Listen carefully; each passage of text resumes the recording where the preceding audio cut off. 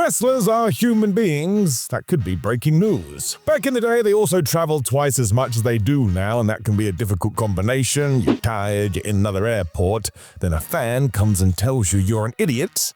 That's called bad times. It does mean over the years there have been some very real incidences off the clock. And as I am Simon Miller, whatever that means, we're gonna get into some of them right now. Now pretend the Big Show is offended because a fan walked up to him and said, "You are not that big."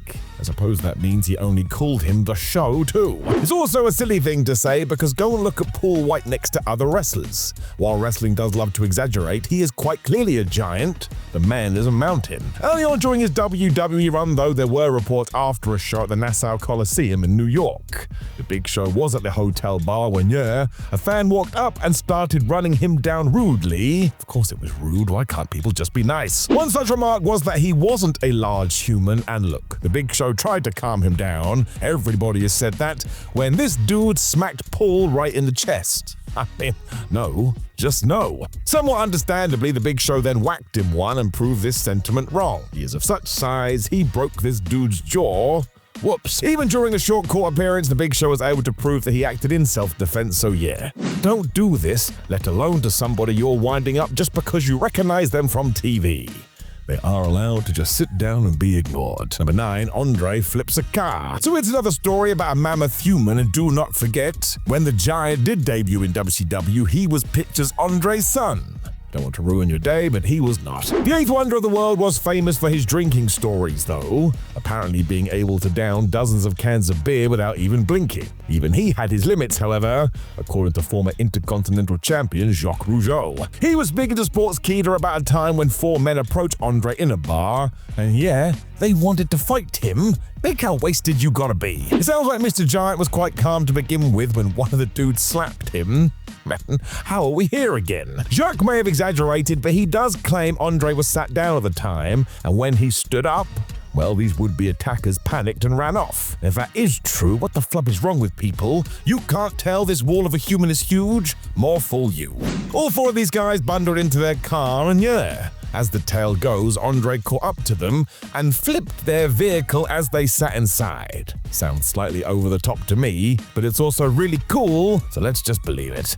Number 8, Hawk vs. Eddie. Now this one is in Eddie Guerrero's autobiography. Some of these tales have to be taken with a pinch of salt, because go and read any wrestler's story. You can tell sometimes they're having a bit of fun with the truth. With that said, the way Eddie describes this counter with Road Warrior Hawk, I think it could be accurate. The pair were in a bar after a show and both had too much to drink when Guerrero decided to wind up the Legion of Doom member. Hawk was calm at first and told Eddie to stop it, which of course meant Guerrero egged him on again and again. As he tells it, as soon as he went to walk away, Hawk blasted him in the back. But that was also after Eddie had pushed Hawk. Bad move. Guerrero fell to the ground, so the football pad-wearing man whacked him on the floor until a lot of wrestlers ran in to break it up. Eddie admitted he was furious at first before he realized he likely shouldn't have poked the bear. This Hawk as well, apparently he let it go instantly. He wasn't one for grudges, and they were soon friends again. Number 7, the Nasty Boys versus Ken Shamrock. I mean, if anyone picked a fight with Ken Shamrock, you deserve what you get. Doesn't matter the era, you should know the deal. This was way back in 1990 when the Nasty Boys were also part of the South Atlantic Pro Wrestling Group, and of course all of them went to a bar after an event. Ken was there with a friend and that individual's girlfriend. Shamrock has talked about this during an interview because Sags and Knobs were being way too touchy-feely with this lady, and so they got into it. The local bouncers spied this from afar and kicked them all out. Ken still had bad thoughts though, so wanted to take matters into his own hands, so he went to the Nasty Boys hotel room and kicked the door in. Not good. Sags didn't care, so smacked Shamrock with a phone, and as the underside was metal that essentially knocked Ken out, that'll do it. Knobs then jumped in and they whacked him so hard they broke his nose and sternum, and they tried to throw him over the hotel balcony. I don't want to be that guy, but that is unnecessary escalation. Thankfully, others were on hand to stop this, but in Ken's own words, it took months to recover. He even passed out from the pain, and that is just insane. Number 6, Rick Steiner, Haku, Kurt Hennig, and Rick Rude face off. Listen to those 4 names. Individually, they were terrifying in their own right. Together, Oh no. Haku was basically the king of stopping bar fights because he would win them instantly, and also Steiner wasn't adverse to scrapping. He talked about such things in an interview with Hannibal TV. It was in St. Louis as they traveled, and yeah, Kurt Hennig and Rick Rude just so happened to be hanging out too. As Rick does tell it too, some US Marines approached them and asked what the deal with Haku was because they thought he was black. And if that is true, screw you all. Don't be racist. It's really not that hard. Steiner warned them this is not a dude you want to mess with, but as we have established, a lot of people in these stories are stupid, and they tried their luck anyway. Instantly, Haku kicked one of them in the throat, which sums it up.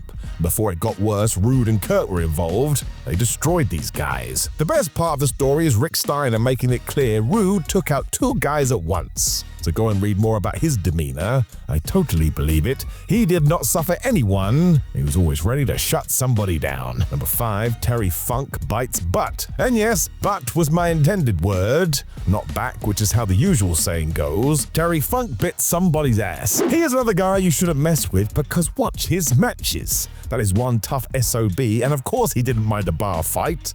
He talked about this in his own book. What made this incident particularly bad was that during this evening, Terry was with his wife. That's another reason to leave him alone. For whatever reason, a group of guys approached him wanting to fight, and he said no. When they didn't back down, Funk slapped one of them.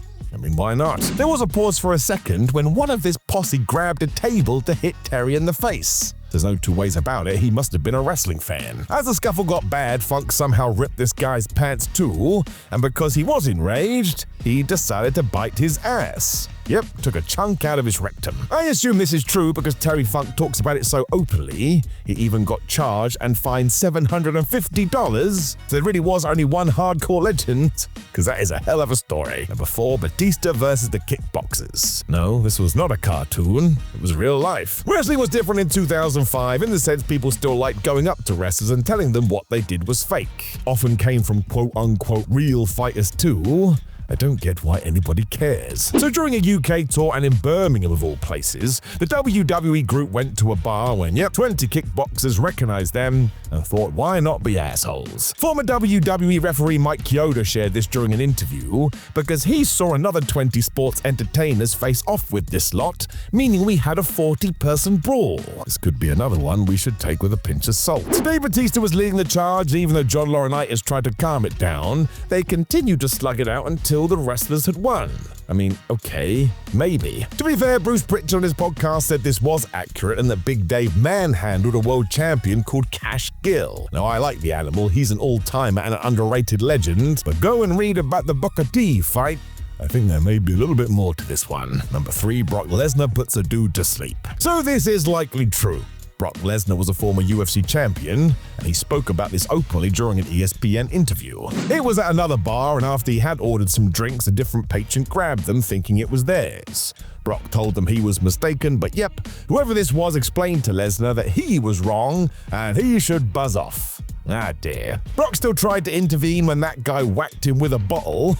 Once again, talk about escalation. Lesnar then didn't offer that many details aside from the fact this man was ended. I mean, somebody got put to sleep, and it was not Brock Lesnar. The cops were also involved, but the Beast made it clear he was allowed to go home without incident, but either way, don't mess with Brock, even if you don't know his history. Do you not have eyes? It's quite clearly at the very best going to end badly. You probably legit could have died. Let's say it once again together. People really are stupid. Number 2, Haku bit a guy's nose off. So one of the versions of this story is most definitely true. Either Haku legit did this, or so many wrestlers have exaggerated the story to the point it's just become true anyway. All that aside, Haku definitely did something like this. There's too much smoke. The man himself talked about this during an interview and added his own tale to the mix. This one happened in Baltimore Airport. Haku was with fellow Samoan wrestler Siva Afi when some other patrons in a bar recognized them as wrestlers and started to call it fake. Yeah, really smart and good use of your time. Apparently everybody was drunk too, which wasn't going to help, and as it goes, Haku grabbed the main shouter and bit his nose off. Surprise, surprise, after that a huge fight broke out. I'm sure the truth is more he removed a big chunk of skin and flesh, but either way, did you hear that sentence? That's crazy. Haku and Siva ruined these guys as well. Haku got into some trouble afterwards, but even he has said he didn't care. It was important to him to change the public perception of wrestling. With that in mind, my gosh, I would love to know what he thinks about it all today. Number 1, Shawn Michaels and the Marines. I think this is relatively famous when it does come to wrestlers having bar fights. It did affect events happening on TV too, meaning back in the mid-90s you sort of had a Today discourse. What really happened? It was the 13th of October though, and Shawn Michaels was the Intercontinental Champion. One evening, he was out drinking with friends Sean Waltman and Davey Boy Smith when Shawn decided he wanted to have a chat with a girl on the dance floor. So off he went to do that. It soon turned out she had a boyfriend who was a Marine, and yeah, he saw this and told HBK to stop.